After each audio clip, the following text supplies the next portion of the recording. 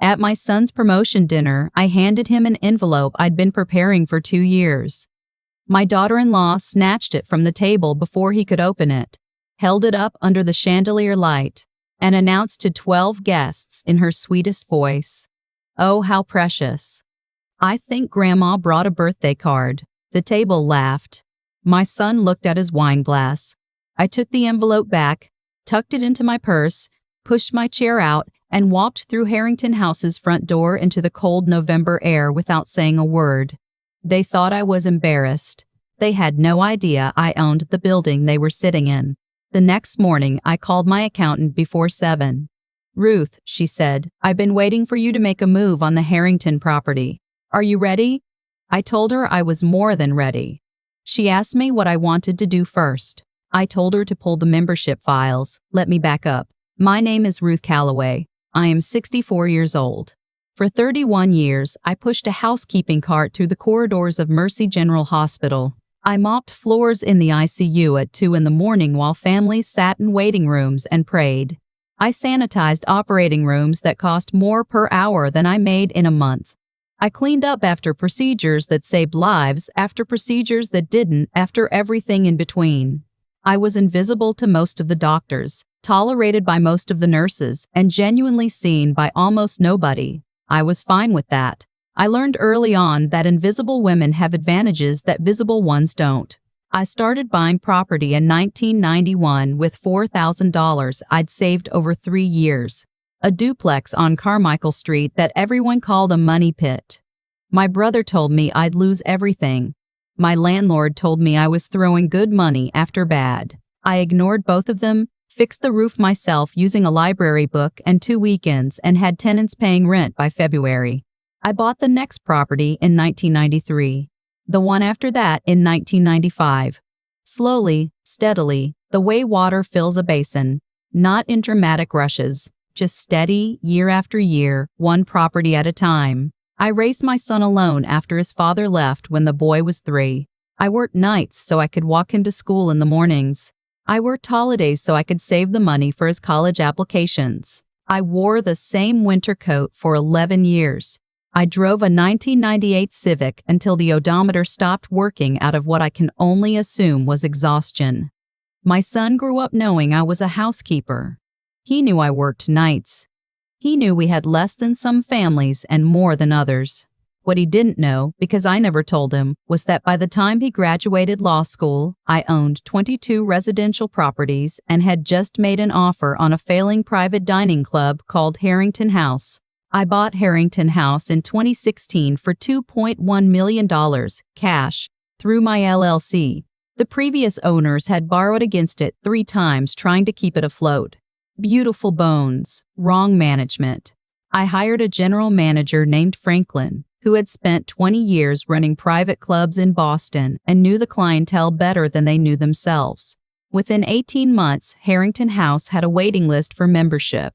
By 2020, it was generating more revenue than any 3 of my residential properties combined. My son never asked how his mother could afford to give him what she gave him over the years. Children rarely do. They assume the money comes from somewhere and leave the details to the adults. When he brought Cecilia home 4 years ago, I tried to like her. I genuinely did. She was bright, polished. The kind of woman who pronounced everything correctly and remembered to send thank you notes. Her family had money. Old money. The kind that comes with opinions about people who don't. Her mother, Patricia, shook my hand at our first meeting and spent the next 40 minutes explaining what Cecilia's father did for work, as if I needed to understand that her family was important before we could have a conversation. I noticed small things. The way Cecilia would touch my son's arm at family dinners when I started talking, redirecting him. The way she'd laugh when I mentioned my job, not cruelly, just lightly, as if it were an endearing quirk, like a child who still believes in Santa Claus. The Christmas I gave her a cashmere scarf I'd spent 3 weeks choosing. She thanked me and then donated it to a coat drive I found out about later through my son. Not because she needed to donate, but because she didn't want to wear something I'd picked out. I kept my mouth closed. I kept showing up. I kept watching. The dinner at Harrington House was Cecilia's idea.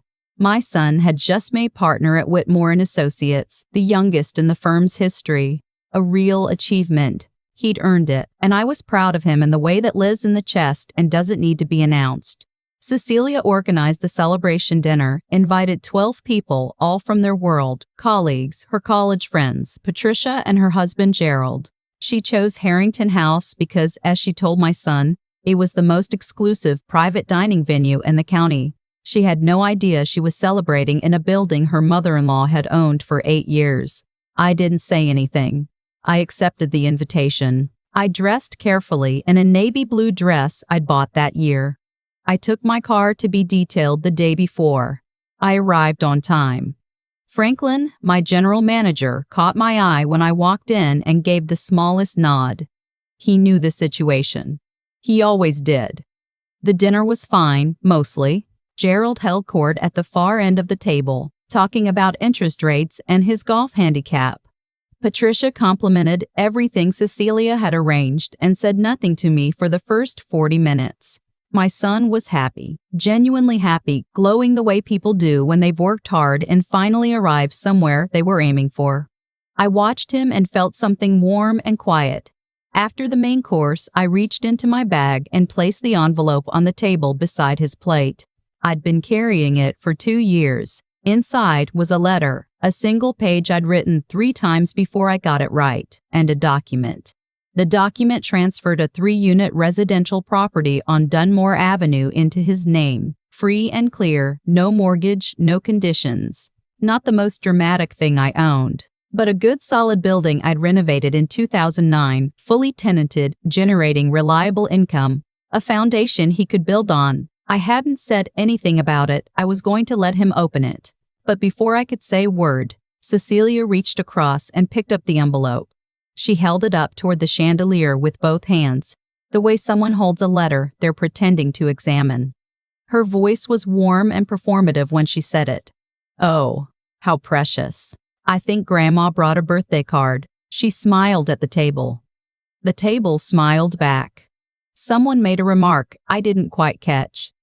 There was laughter. My son looked at the table's centerpiece. He didn't look at me. I watched the envelope in her hands. I watched my son not look at me. I listened to the laughter settle and reshape itself into conversation about something else entirely.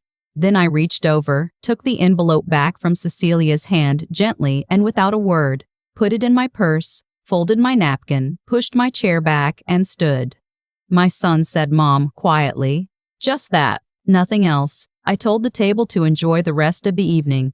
I shook Franklin's hand on the way out as I would with any colleague. I walked to my car in the parking lot, sat in the driver's seat for exactly 2 minutes, and then drove home. I didn't cry. I hadn't cried in a professional setting since 1997, and I decided that evening that my son's promotion dinner counted. When I got home, I sat at the kitchen table and opened the envelope myself, read my own letter, looked at the deed transfer I'd had drawn up.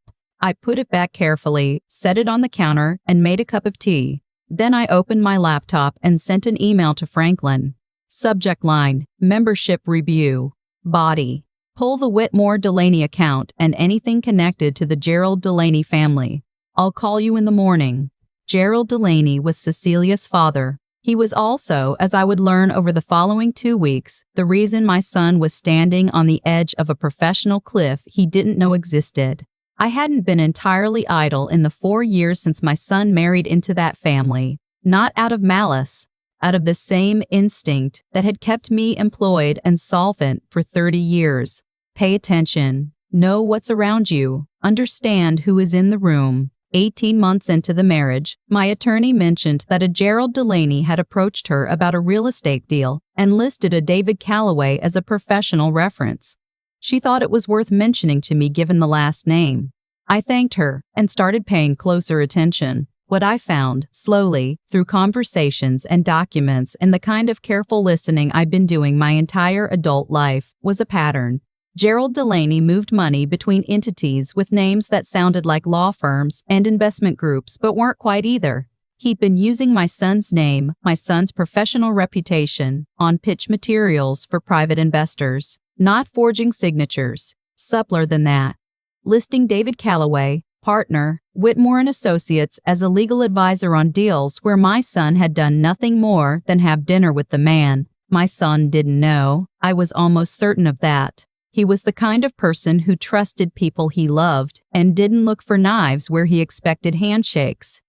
A week after the dinner, I called a woman named Carolyn Marsh, former state securities regulator, now in private practice. We'd crossed paths years earlier through a community investment group. She was thorough, quiet, and didn't enjoy being impressed by wealthy men. I liked her immediately when we met, and I liked her for the same reasons now. I told her what I knew and what I suspected. I told her I had documentation. She asked for 2 weeks and a retainer. I wired the retainer that afternoon. My son called on the 4th day. "Mom, can we talk about the dinner?" I told him we could. He said Cecilia felt bad about the joke with the card. I told him the envelope contained a deed transfer for a property on Dunmore Avenue and that I'd taken it back. There was a silence on the other end of the line that stretched long enough to become its own kind of answer. He said he didn't know. I told him I understood that. He said he should have said something at the table. I told him he should have. He asked if I was angry. I told him I wasn't angry. I was paying attention. Before he could ask what that meant, I told him there was something else we needed to discuss. Something that didn't involve the dinner, and that I needed him to come to Harrington House in 10 days. Saturday afternoon, 2 o'clock. He started to ask why Harrington House specifically. I told him it was my preferred location for this kind of conversation. Another silence. Then, "Why is it your preferred location?" I told him he'd understand when he arrived. Before we go further, let me ask you something. Have you ever watched someone you raised make a choice that cost them more than they realized in the moment? Drop your answer in the comments. I read every single one. Quick note before we continue. Some elements in this story are fictionalized for storytelling purposes, but the lesson at the end is real. Now let me tell you what happened on that Saturday. I arrived at Harrington House at 1:30. Franklin had the main dining room prepared, not set for a meal, but open, chairs arranged in a loose circle near the windows that overlooked the garden. The November trees were bare. The room had good light and the kind of quiet that comes from thick walls and quality construction. I'd always liked this room best. Franklin handed me a folder. The Delaney family membership, platinum level, had been active for 6 years. Gerald had hosted 11 private dinners, 2 anniversary galas, and a birthday celebration for Patricia's 60th. He'd signed a contract for a 3rd gala, scheduled for the following March, with a 50% deposit already paid. I signed the cancellation notice myself. Franklin would mail it that afternoon. My son arrived at 1:55 alone. He walked into the main dining room and stood in the doorway for a moment, looking at the room, at me, at the folder on the table beside my chair. Then he looked up at the walls, at the commissioned artwork, at the brass plate near the entrance that read Harrington House, established 1962, under new management 2016. He said, "Mom," and then he stopped. I told him to sit down. He sat. I told him about the LLC. I told him about the purchase in 2016, the renovation, Franklin's management, the turnaround. I told him the building he and Cecilia had chosen for his celebration dinner belonged to me, had belonged to me for 8 years. He stared at the table for a long time. Then he said, "Why didn't you tell me?" I told him the same thing I'd always believed, that I wanted him to build his life on his own merits, not on the expectation of mine. That I'd seen what happened when children grew up counting someone else's money. I didn't want that for him. I wanted him to know he was capable because he'd proven it, not because he had a safety net so large he never had to try. He asked how much. I told him 38 properties. Current portfolio value approximately $18 million, plus the Harrington House commercial asset appraised the previous year at $4.3 million. The color left his face. I gave him a minute. Then I put Carolyn Marsh's preliminary report on the table between us. I told him to read page 4. He read it. He read it a second time. When he looked up, something had changed in his expression. Not the shock of the numbers. The specific, Particular alarm of a man who has just understood he is in legal danger. His father-in-law's name appeared 14 times on page 4. My son's name appeared 3 times in documents he had never seen before. He said he didn't know about any of this. I told him I believed him. He said Gerald had always seemed aggressive in business, but that he'd assumed it was just style.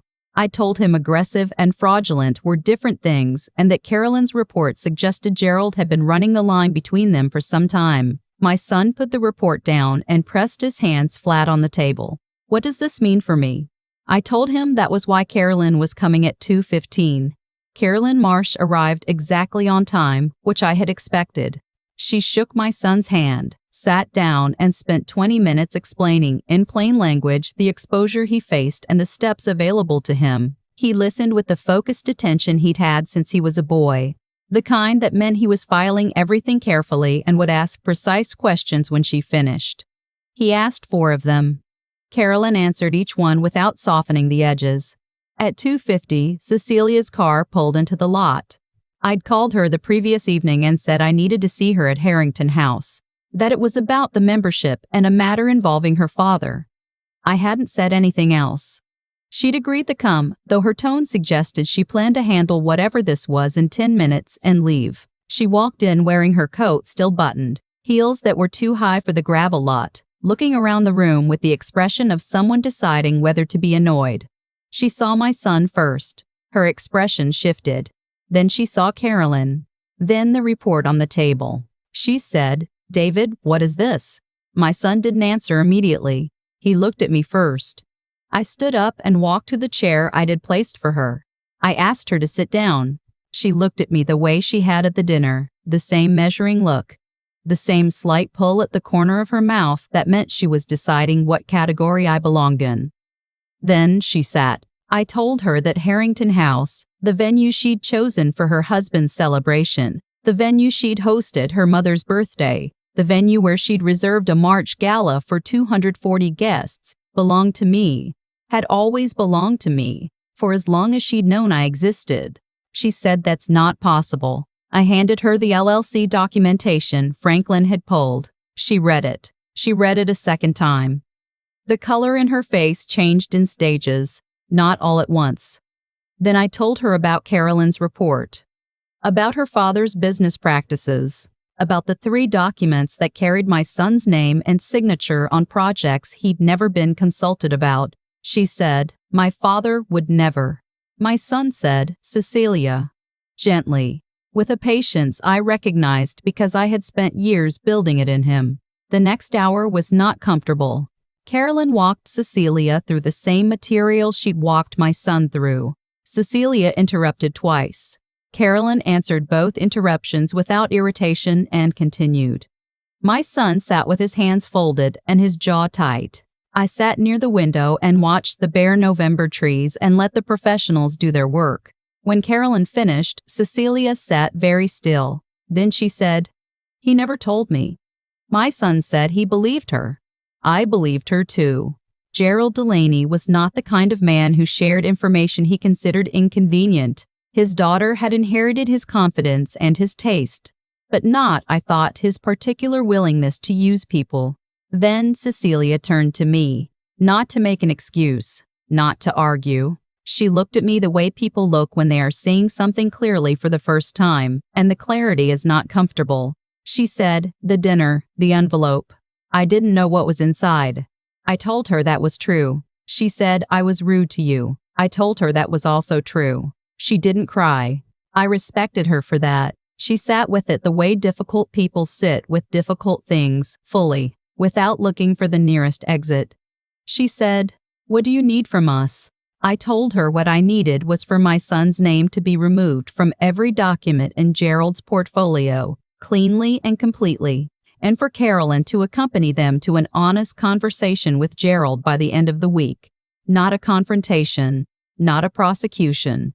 A conversation in which Gerald understood that the exposure existed, that I was aware of it, and that I expected him to correct it or face the alternative. Cecilia asked what the alternative was. I told her Carolyn could explain that part. Still with me? Good. Drop stay in the comments if you want to know what Gerald Delaney said when his daughter walked into a study with a lawyer and a 40-page report. I read every comment. Now let me tell you what happened next. Gerald Delaney was a man who had built his entire life around being the most informed person in any room. When his daughter and my attorney sat across from him at his home office desk on a Wednesday morning and placed Carolyn's report in front of him, he spent 45 seconds deciding which version of himself to perform. Then he looked at Carolyn and asked who had retained her. Carolyn said her client preferred to remain unnamed. He looked at Cecilia. Cecilia looked at the report. What happened in that room I know only from what Carolyn told me afterward, and what Cecilia described in a phone call 2 days later. Her voice stripped of its usual precision, smaller than I'd heard it before.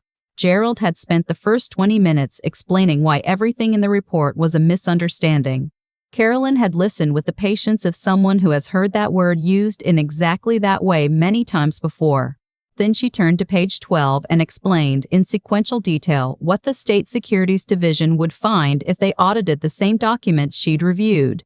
Gerald stopped explaining. He spent the next hour agreeing to corrections. Every document carrying my son's name would be revised.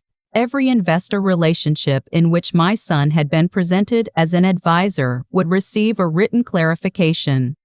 The offshore transfer records Carolyn had flagged would be addressed through Gerald's own attorneys before the calendar year ended. Cecilia called me that evening. She said, he knew exactly what he was doing. I told her I was sorry, I meant it.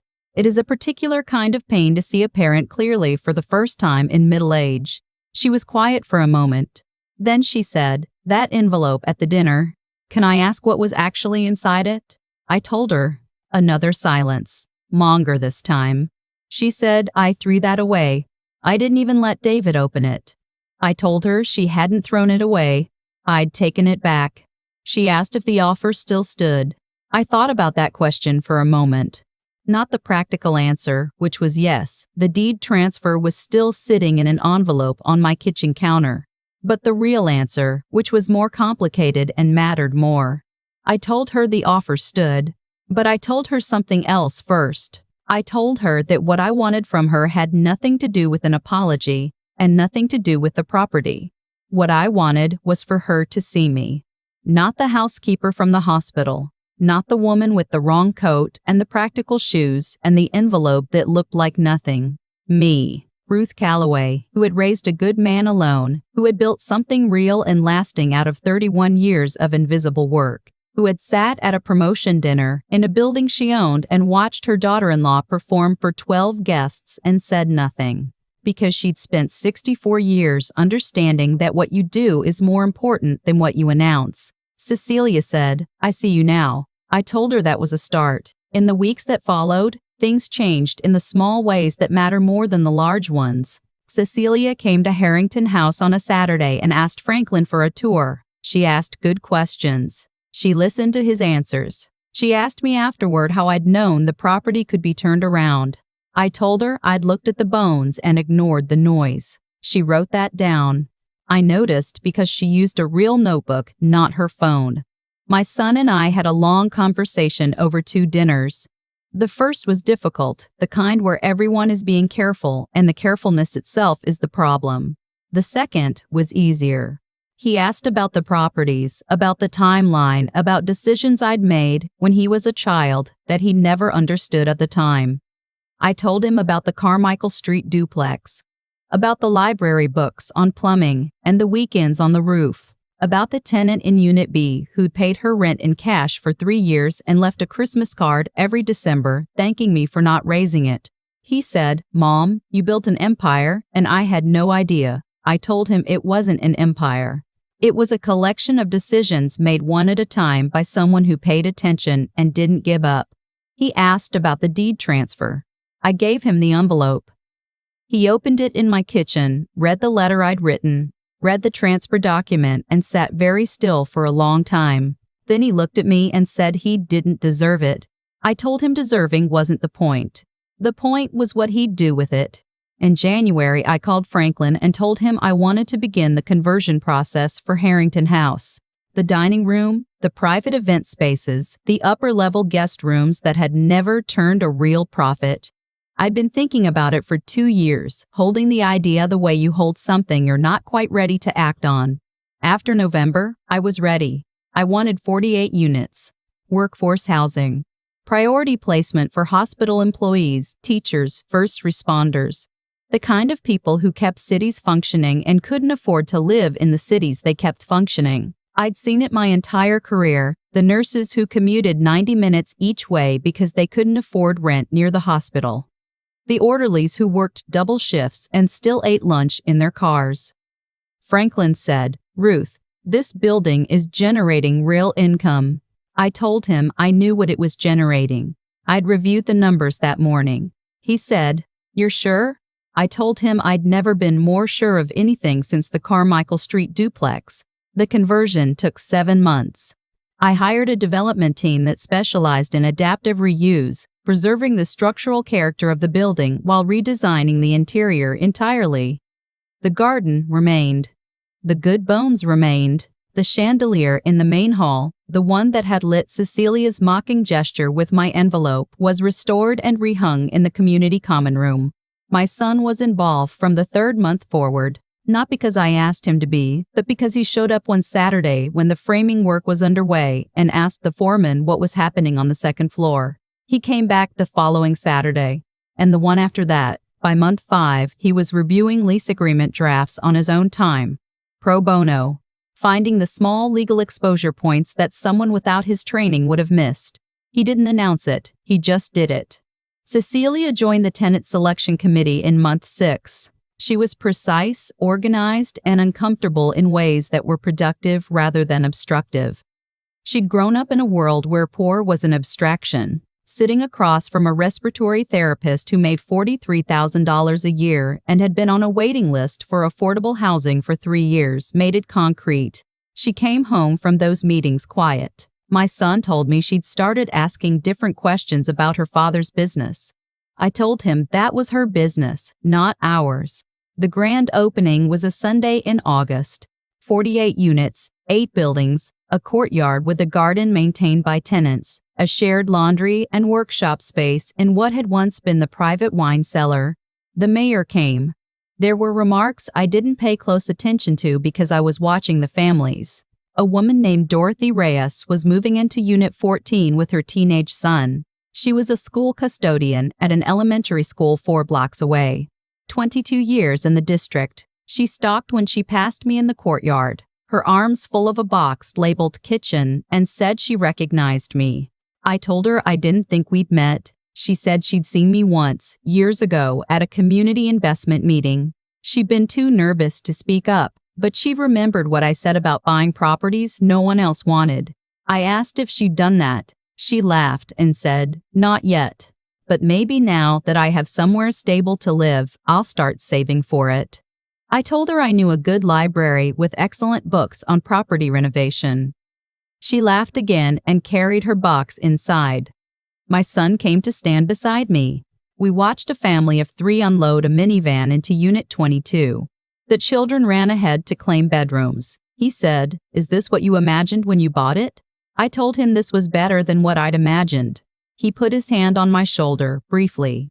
Then he said, "I want to tell you something." I waited. He said that there had been a moment at the dinner, right after Cecilia said what she said, when he'd looked at his wine glass instead of at me, and that he'd known in that moment it was wrong, that he'd told himself it wasn't worth a scene, that I wouldn't want that he'd talk to me later.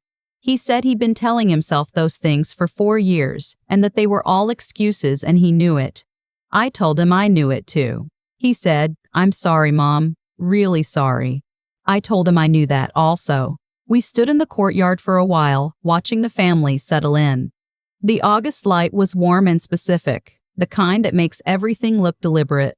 Around us, people carried boxes and children and plants and lamps. Someone had set up a small speaker in Unit 4, and music came through the window, nothing I recognized, something with a good bass line.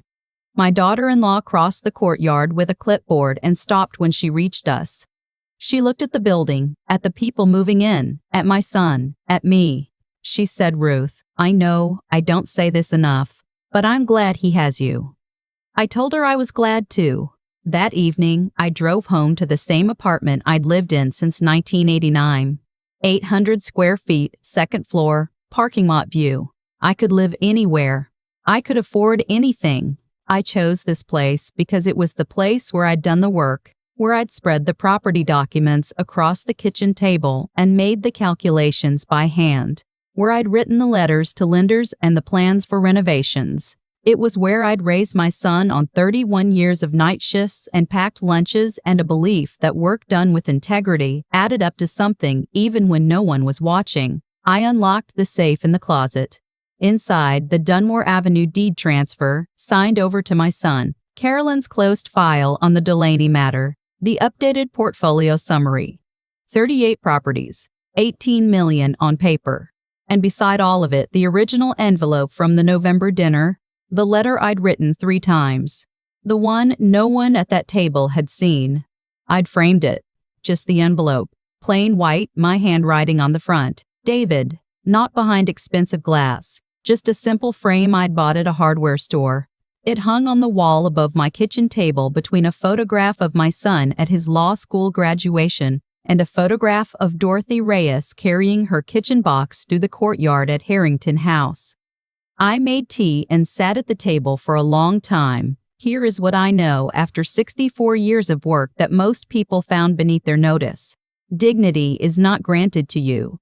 It cannot be taken from you either. Not really. Not the kind that's built over decades of showing up and doing what needs to be done. The people who looked through me in hospital corridors never diminished what I built. The laughter at a November dinner table never changed what was in that envelope. The only thing that can diminish your work is choosing not to do it. My daughter-in-law called the next morning. She said she'd been thinking about what I told her in the dining room at Harrington House, about wanting to be seen. She said she'd spent 4 years not seeing me because it was easier not to, because seeing me clearly meant reckoning with things about her own family and her own assumptions that she hadn't been ready to reckon with. She said she was ready now. I told her good. That readiness was the beginning. She asked if she could visit on Sunday, just a visit, no agenda. I told her the coffee was on at 10. She came. She stayed 2 hours. She noticed the framed envelope on the wall and asked about it. I told her what was inside.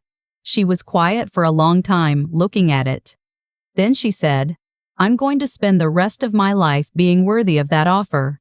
I told her that was exactly the right answer. On Monday morning, I went back to work, not to the hospital. I'd retired from that 6 years prior.